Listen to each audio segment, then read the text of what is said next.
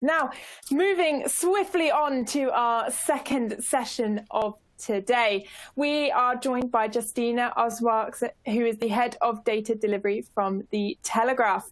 Now, Justina is going to be talking us through a fantastic session all about how they've been thinking outside the box, at the Telegraph, and how they are using agile transformation in data. Now, Justina, are you there and are you ready to go?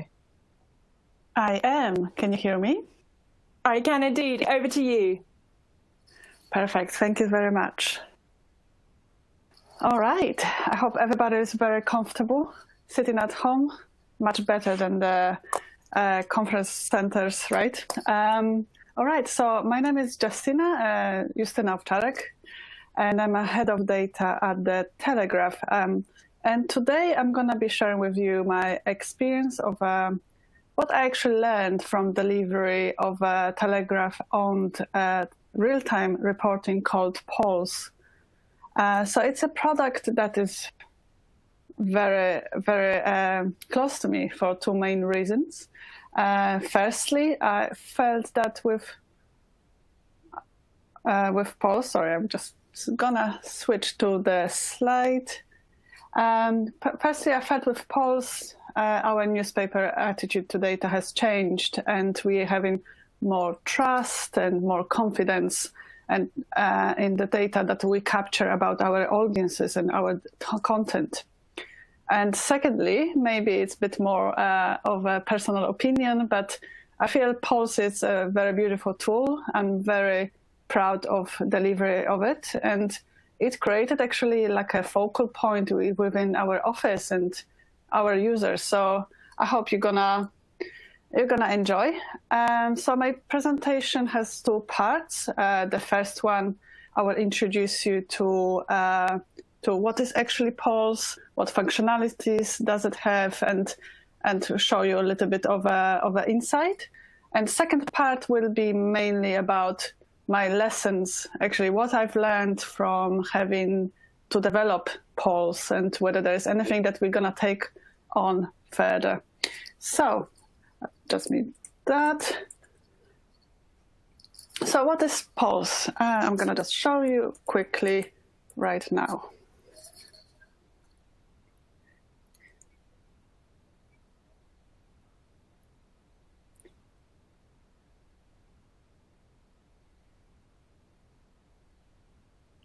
So Pulse.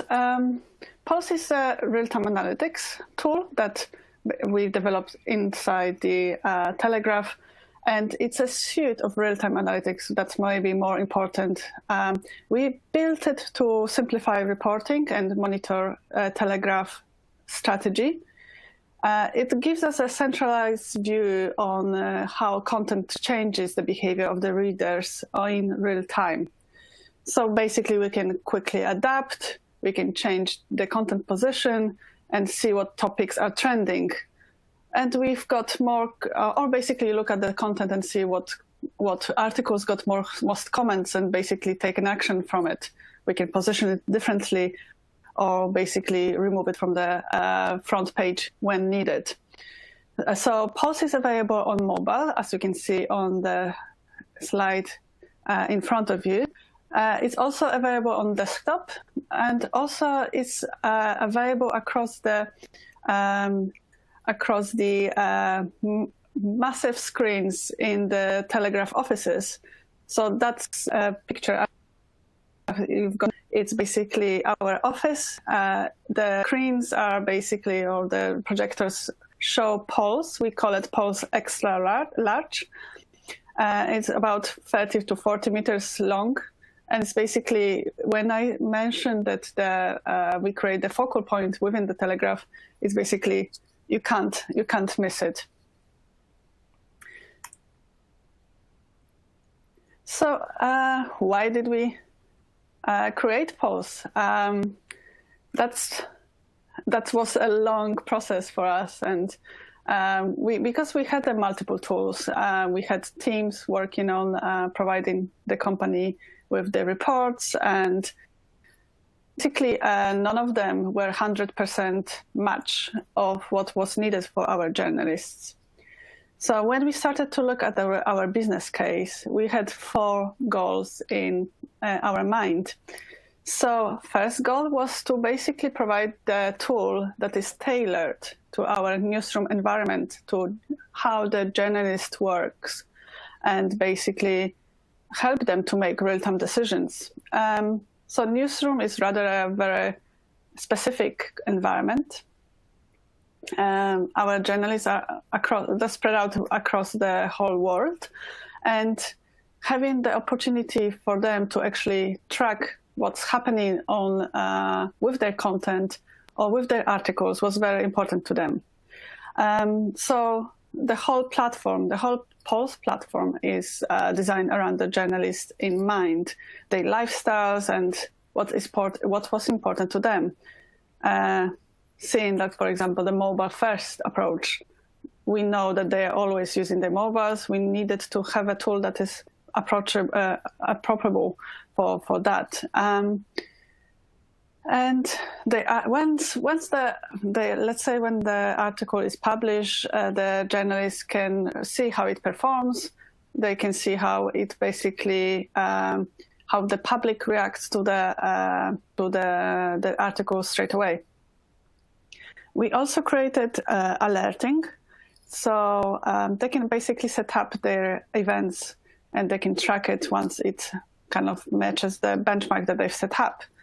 So for us, there was no other tool that was reaching the same level of personalization. But so before Pulse, as you can imagine, we had analytics teams working to supply with the reports, and they were great, but they were always provided with a certain delay. So we couldn't actively react to real-time events. And it's very important for the world of the breaking news. Also, the fact that we had multiple tools, that was a bit contradicting sometimes, and getting the information was rather complex. If you didn't have a report supplied by analytics team, that means that basically you have to be able to write complex queries and basically be able to access, let's say, BigQuery. And it's not always the case for the journalists. So that was the goal number 1. Goal number 2 was to have a tool that was compatible with the Telegraph KPIs and strategic goals. Last year, Telegraph have set up a very clear vision. We wanted to have 10 million registered users, 1 million subscribers, and that all should be achieved by 2023. So thanks for Pulse and Pulse XL, we know that as a whole company, creating that focal point, we can see how we perform and against our goals. It's a very powerful tool if you think about bringing everybody to the same page and have one vision and one target. So the total amount of subscribers and registrants are the main metrics that are visible on a Pulse XL. And basically all the teams work towards one goal.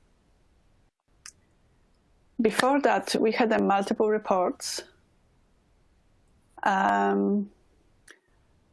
Before we had multiple reports prepared by different teams, informing on all different metrics and using different filters and data sources. So sometimes they were brought at different times of the day. That meant basically that my team spent maybe not majority, but some big fraction of their time basically answering whether the data was correct, because we were reporting on different metrics. We are reporting on different data sources and a different time. So everybody had a question whether there's actually a right thing or whether the numbers are wrong or whether we had a failure. Similar to, so basically a Pulse brought us to one page and helped us to get aligned. Okay, that was the point 2.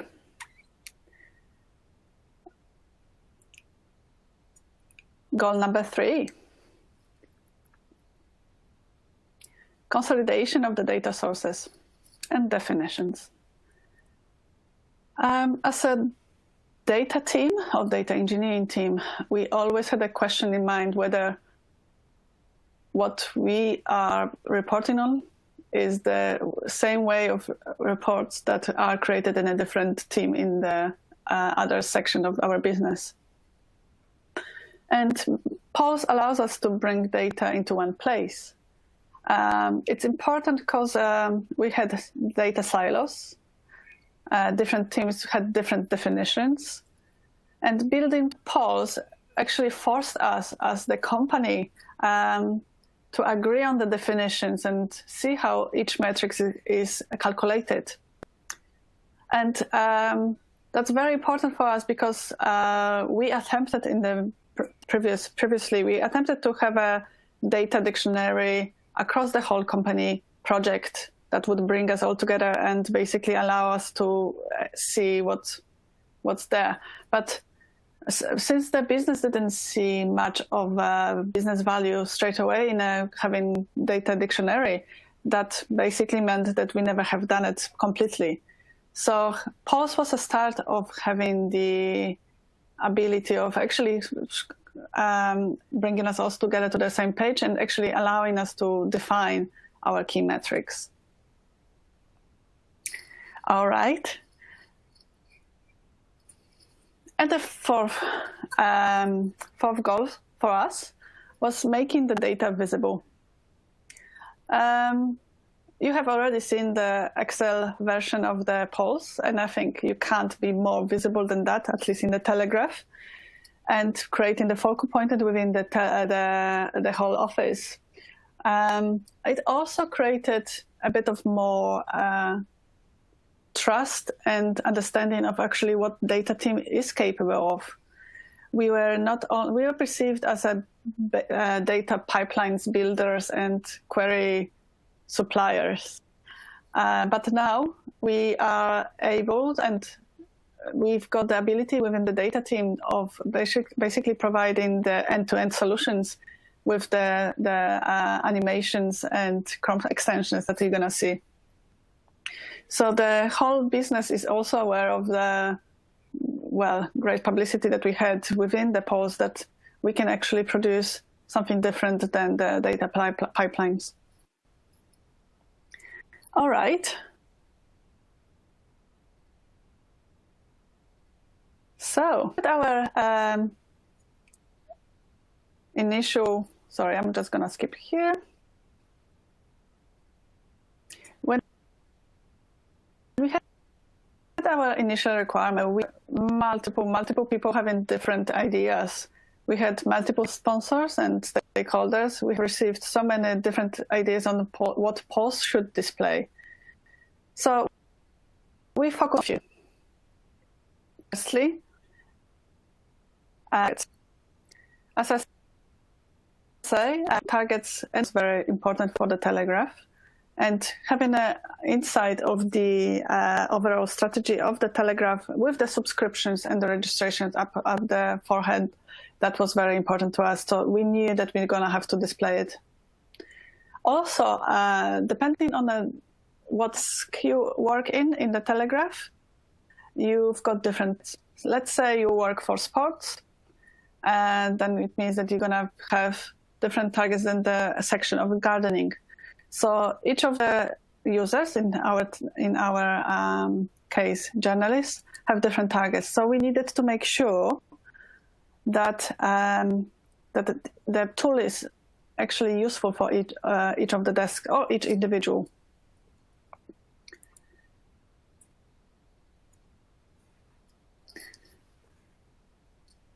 All right, content filters. Filters make the tool personalized to each unique user. And that was very important for us at the very beginning because we needed to make sure that the tool is useful for each individual. So we didn't want to make a very general product that was to be used by just a fraction of the journalists or analysts. We needed to make sure when we build it that it's basically available to everyone and it's basically used for everyone, for each of them, that every user is feeling that it's the tool made for them. Unified source of the data, as I mentioned already, that was very important for us. And journalists wanted to see what they needed to see in one place only. The tool needed to be very easy to understand, brought many sources of data, and basically making sure that that's actually available at one fingertip. Another requirement that we had, it was the custom tagging. So each article in our platform is tagged, and basically that means that if you are a journalist and you want to see performance of your articles by your interest, let's say high social interest, social media interest, or that article received lots of comments, that's going to be marked. We also have the ability of looking at the some of the machine learning options when you've got notifications of different anomalies of the articles. When the prediction of the article was to be very high, and that article actually wasn't that well performing, we would be notified about it.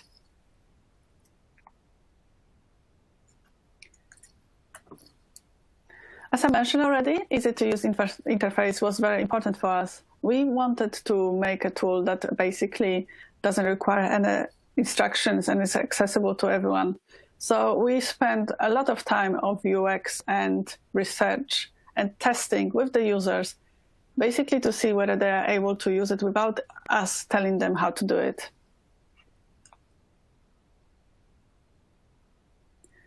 As I mentioned already, customized alerting was also something that we cared for, mainly because, as I mentioned, the journalists were scattered around the world and they wanted to have information at the fingertips. So basically wanted to know, for example, that the article is performing very well. And let's say it's in a different section than of the website. We wanted to make sure when the article is very well performing, we needed to move it on the top of the page so we can drive more subscriptions, also registrations. And the last bit, freedom of development development. That was very important for my team and to myself as well, to keep the team engaged. We didn't have any restrictions in terms of what technology we use, obviously within the reason and cost. And the components were, so basically the tool is composed in a way that it's componentized, so that we can change and pick whatever features that we think are best suitable for our users. Bringing the latest technology and having the freedom of the design made the team more engaged. But about that, I will mention it a little bit more later. So that's a poll question.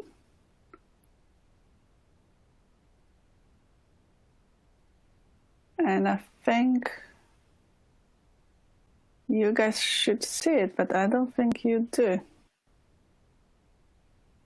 Anyway, I'm gonna skip over.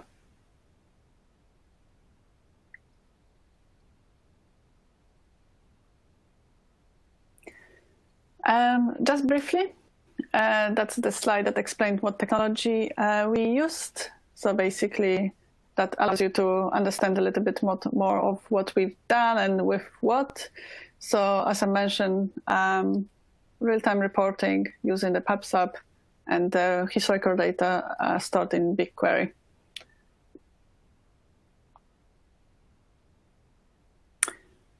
And now I'm going to show you a little bit more of the functionalities and see basically the latest version of the products. So this is the targets. As I mentioned, the targets are not only updated in real time, but also available for each desk. So the user have an ability of actually having to filter what the interest is. Content. So this is the module that shows the top performing articles. And again, the user, the journalist or the editor can select the metric that they are interested in, and they can basically look at the top performing articles within that metric.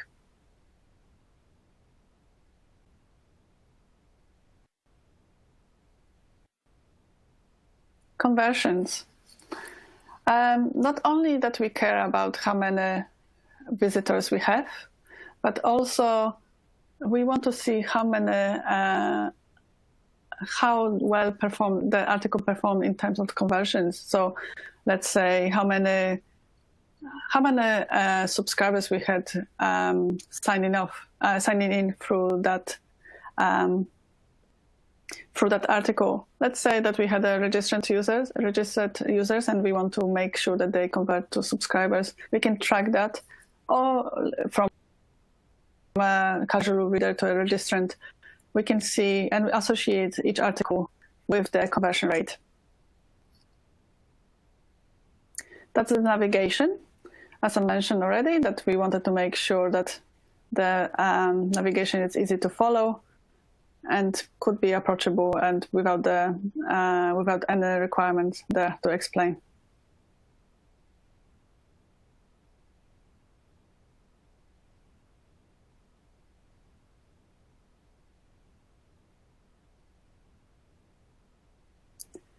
Give me 1 second.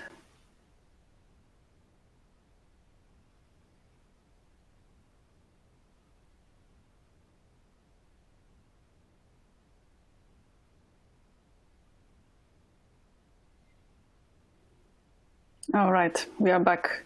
Sorry for that. Seems like my internet is struggling here with the amount of information here.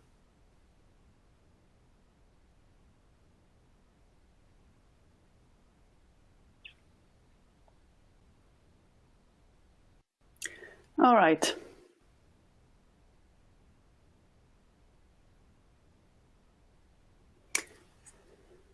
What did I learn from what I delivered with the team for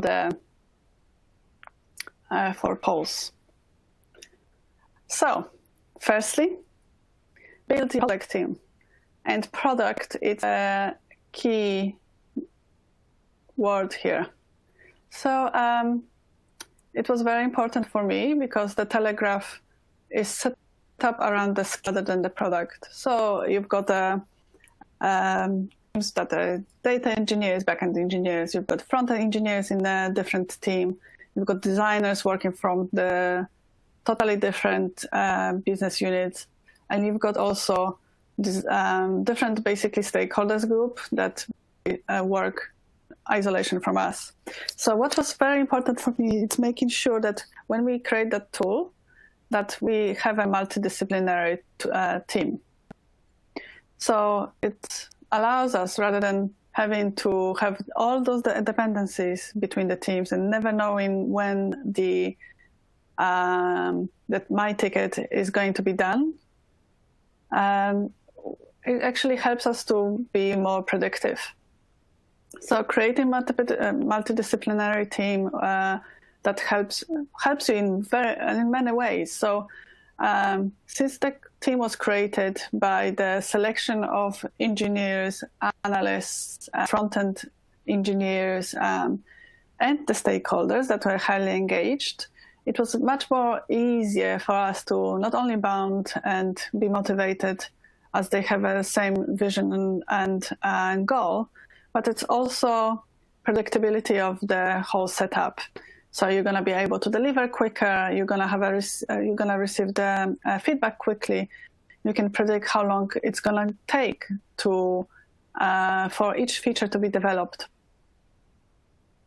And in order to make the team more engaged, we were very ambitious, in my opinion, in terms of the design, and we allowed also the team not to be strictly following the Telegraph guidance in terms of the design, because we knew that it's going to be an internal tool. So we basically said to the designers to be ambitious with it, and also allowing the engineers to select their technologies. That means that they can experiment a little bit more, and they can basically enjoy it a little bit more, I guess. And what was also important in the setup of the team, in my opinion, it was that allowing also the team of some time, and it depends on the sprint, but normally it was 1 or 2 days each sprint, depending on how many tickets have been done, but to allow them to experiment and try new ideas of the functionality. You had the whole backlog of the functionalities that were required, but we thought that it's nice and useful for the team to experiment a little bit more. And there were obviously few ideas that never worked out. But for example, in this way, in the free time, we had the Chrome extension developed, or we had the dark mode and day mode developed, or we have a 3D animation of the globe on the Excel version of the polls, which basically everybody was really happy about. Lesson number 2, have an agile mindset. And it's, from my perspective, it was the very important one, because I used to be a Scrum Master. So agility is very important for me in the agile way of working. And that means that basically we needed to motivate and educate actually the stakeholders in the business of what agility is and what agile way of working is. That means that basically they needed to understand that trio, the combination of the values, principles, and practices. And agile mindset was very important in terms of the focus of the core values and on the delivery of what really matters to the stakeholders right now. It helps us to fall quicker. That means that we can save cost because you'll receive the feedback quicker. You make happy the customers because the product is there already, ready to use, and they can give us feedback on what changes they wish to see. And the team is happier because they are self-organizing, they are working together and learn from each other and learn from different perspectives. Because when you have designers and UX working together with the front end and back end, that means that all of them have different perspectives. That means that the product has a holistic view. And the lesson number 3, that's 3, is the communication. So I always thought I'm good at communicating, especially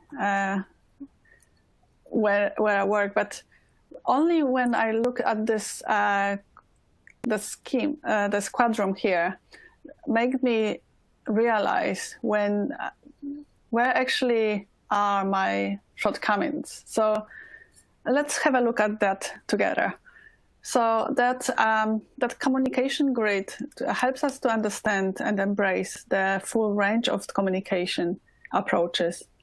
In particular, it highlights the critical role and of informal and unstructured communication in C4. So when you look at the C1, you've got the conventional forms and processes. That means that basically it's where basically most of us think where communication begins and unfortunately also ends. It's about using formal, structured processes and tools and techniques. So basically that means that you're going to have a daily report sent or progress charts. In C2, we saw structured dialogue and workshops, which, like, for example, retrospective is. In C3, you've got the everyday conversations and interactions. So it highlights the importance of the stimulation conversation that you have in the office or outside the office, like in the situation that we are in now, which makes people aware of what's going on or what helps them to decide on the different approaches. But the C4 that is, as I mentioned, often overlooked is the role modeling, that I never saw myself as a role model. So it underlies the critical role of effect that a leader or manager has in his words or actions or even inactions. So think about what message do you send when you're having lunch at your desk or when you leave late from the office. So again, that lesson was very important for me because as a role model, you're always seen and your team looks up to you, which is weird to think sometimes, but this is something that I need to be aware of and basically make sure that I'm at my best when I'm at work or when I interact with the team members. All right, so that's my 3 lessons. I hope that you got anything useful from them. Just to summarize how we basically did, what's the outcome of the polls dashboard and how we've done so far. There's a poll. I thought it's not going to be there. So a question to you guys. What do you think is your communication style? Is it conventional forum and process that we send in the email or in the any PPT? Is it the structured dialogue and workshop that you encourage to have with the team in terms of the more informal way of approaching? Everyday conversations and interaction or role modeling? I know which mine is. Interesting. Everyday conversation interactions. Very interesting, actually, that the conventional forums and processes didn't have anyone voting for it. Because when I worked in a more structured and more bigger organizations, that was the only way that we communicated really, through emails, sending the reports and highlighting the risks. I'm really glad that everyday conversation interactions are there. All right, just to sum up, I'm going to be very quick. Outcomes. So we've got 500 to 900 daily visitors every day. So seeing the amount of journalists and editors in the Telegraph, it means that we're doing very well. It's not only the journalists that use it now, it's also analysts and business in general, just to see how it performs. 5,000 daily page views, that means that basically our users use it. Our customers use it every day throughout the day.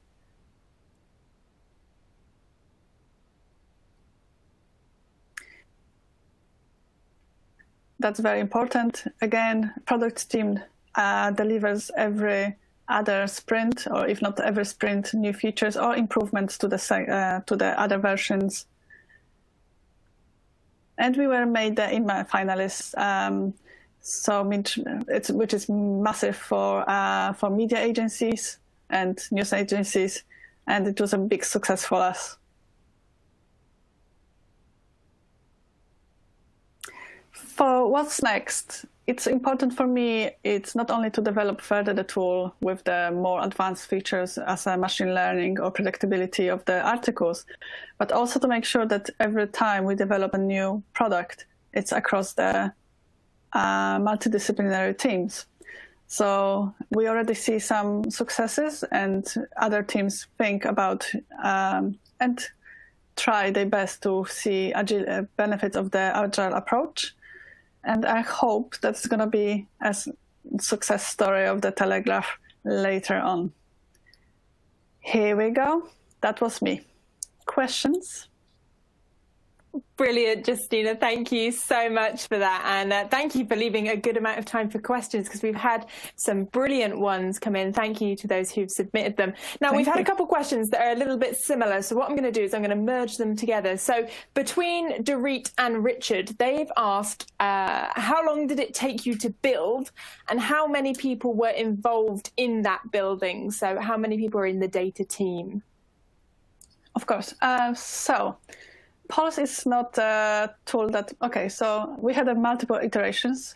When we started, it was only displayed on Kibana. So basically very, very bad looking dashboard across all of the Telegraph. But when we're talking about the last iterations and basically the product that has been created with the technology that I showed you, that we had 2 front-end developers, we had 2 back-end developers, 1 UX and analysts. So we've got 6 in total plus the stakeholders, so it's 7. So we've got the team of 7 people. And I think from the inception, when we get a go ahead, we had about 8 weeks in total to have a first iteration delivered. Fantastic. Thank you so much. So Nadeem has written in and said, thanks for sharing. Pulse looks like a really great tool for measuring business goals and metrics from the bottom up. Would love to know what the tech stack is behind it. Sure. I can share this. I don't know. Are we sharing the slides? Katrin? Yeah, we'll be sharing the slides afterwards. Oh, yeah. So you're gonna see where what we've used. But so the front end is using React. So that's the front end, and we've got the back end of PubSub for the real-time streaming, and we've got the BigQuery for storing of our historical data. I think that's all. You have to see it from the slides. I'm happy to answer all the questions regarding technology later on when you send it to me, because I'm not the technology expert, and my team will be more than happy to answer all the questions and share the insights. Perfect. Thank you. So we've had a question come in here from Ray that says, how did you make sure that your colleagues use Pulse? Yes, that was, forcing them. So first of all, we have analytics on top of analytics tool. So we know how many users we have every day and what they're using or not. We also, as I mentioned, we also needed to make sure that the tool, as I mentioned already, is personalized to everybody's needs. That means that everybody should see what they needed to see, and if they don't, we know straight away the feedback. So when we have a new request, we always, for new features, we always make sure that we acknowledge it, we size it, and we make sure that it's in the backlog and see whether there's anyone else interested in this feature. But exactly what I mentioned, making sure that we've got a tool that is actually to such a high level of personalization that is basically used by everyone. That is the key for us. Awesome. Again, thank you everyone for sending these in. They are great questions. So we've got one in here from Abby that says, how did you adapt 4 different communication approaches to the current way of working, being that we're all working from home? Oh, yeah. I'm actually grateful that we've got that conference, because it's the first time I'm actually wearing a shirt since, I don't know, 3 months. So formal, that's very easy for us at the moment, because basically that means that you can send weekly updates or emails acknowledging what has happened within the team. We also have it across the team, the whole Telegraph. I must admit that having the workshops and retrospective, it's something that is more challenging. That means basically we need to look for the tools that are more suitable for that. There are so many amazing tools to do the retrospectives. And actually, sometimes I feel that maybe that allows the team to be more anonymous and be more honest with what they want to input. That means that we can actually allow the more free approach to that. In terms of the more informal communication styles, I make sure that we've got tea breaks within the team. We also master our way of drawing, so we've got Pictionary sessions.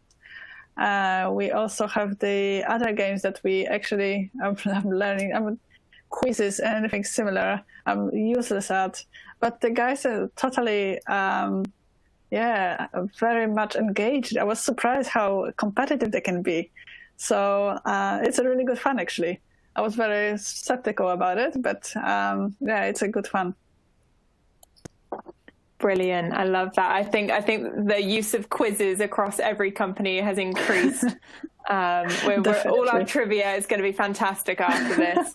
So I think we've got a chance for one last question. So, and apologies if I haven't got around to asking yours. So this question comes up on pretty much every single event. So I do love always asking it is what would be your top tips for engaging the team and the stakeholders? So that executive level.